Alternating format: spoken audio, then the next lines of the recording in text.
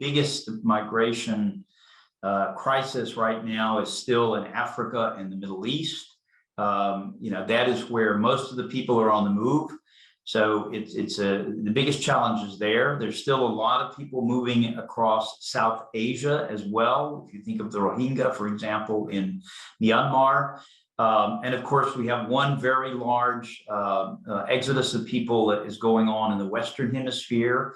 And no, it's not Central America. It's actually the Venezuelans, over 6 million Venezuelans who have left their country.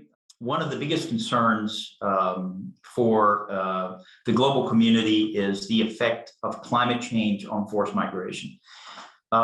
We don't have a perfect measure of this yet, but we know that in many regions of the world, certain kinds of agriculture that have sustained populations in the past are no longer possible. For example, growing coffee in Central America and Latin America has become increasingly difficult. That was the big cash crop in that region. If you look at the Sahel, if you look at sub-Saharan Africa, big parts of Africa where you have droughts that are now going on for years, where there's no longer possible for people to sustain themselves in these regions.